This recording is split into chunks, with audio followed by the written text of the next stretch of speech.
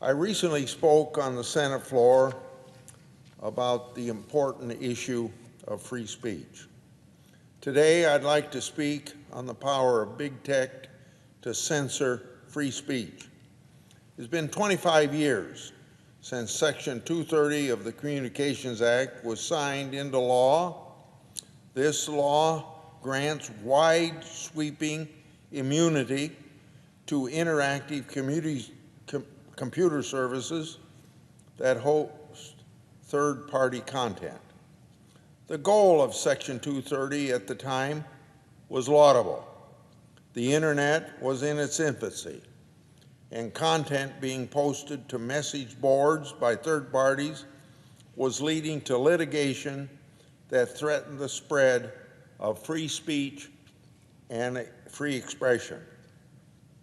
Section 230 was enacted to encourage free speech while giving companies the ability to remove illegals and obscene materials.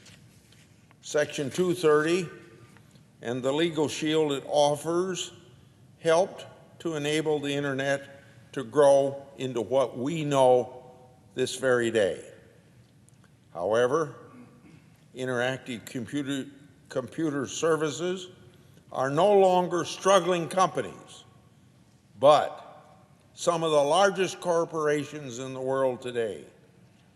Would you believe when Section 230 was signed into law, the words Google, Facebook, Twitter, and YouTube did not even exist as words or companies? Today, they are giant, dominant tech companies. Many argue that these private companies have their own terms of service and are able to enforce them as they wish, and also that they're not covered under the First Amendment. Yet these platforms are now the new public square, where it's important that all voices and viewpoints are able to be heard.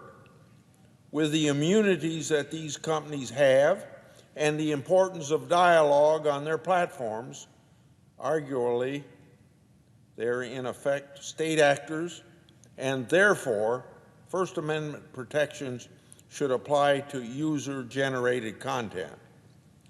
The size and power of these companies also contributes to their ability to censor speech and undermine the First Amendment. Google controls 87% of search. Facebook has 2.8 billion monthly active users. 500 million tweets are sent on Twitter each day, and over 1 billion hours of videos are watched on YouTube every day. When a company has monopoly power, it no longer is constrained by normal market forces. If these platforms had competitors, consumers could choose alternatives when they disagree with the terms of service or moderation policies. However, right now, the only choice consumers have is to take it or leave it. Section 230 appears to compound this problem. Big tech has no competitors and is immune from liability. These companies are unaccountable to their customers, the courts, and the government. If not for their monopoly power and Section 230 immunity, these companies might not be involved in the actions and the censorship that we see today. These platforms are where people communicate online, and there are no real alternatives. This innovation has democratized our political system. I think that's good.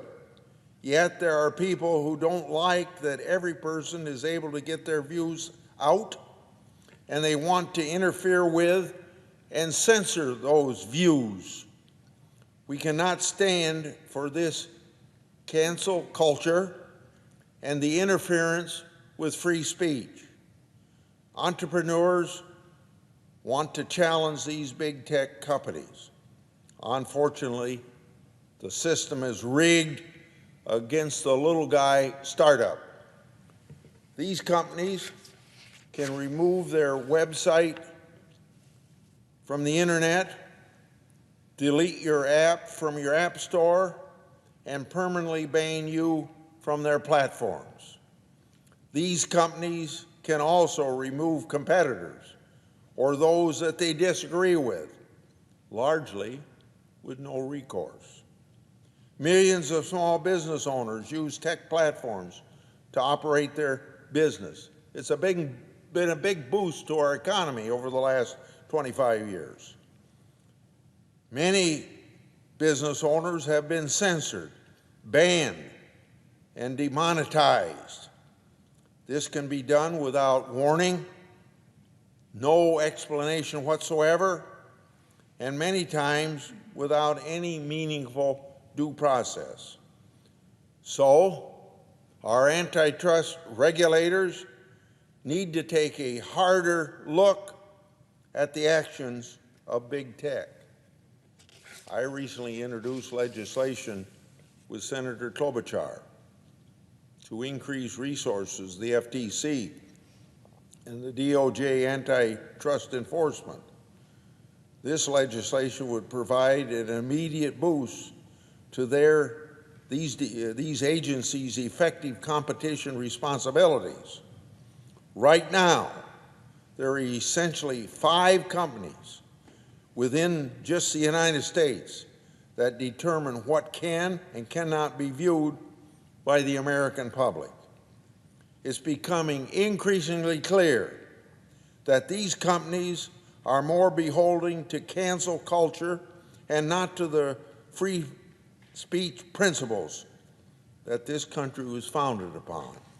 And when I talk about what these agencies, the FTC and the DOJ, ought to be doing, I'm not excluding anything that this Congress ought to be doing beyond what these agencies have a responsibility to do.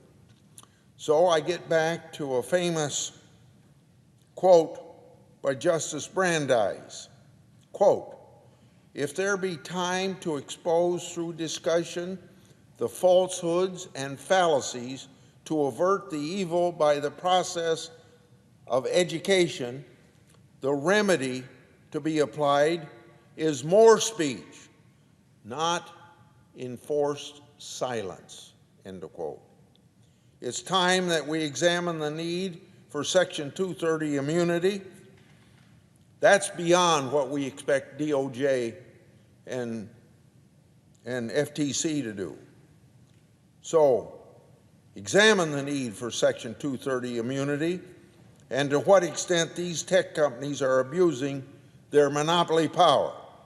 It's time that these companies stop arbitrarily deciding what speech is acceptable for our country and the 335 million Americans.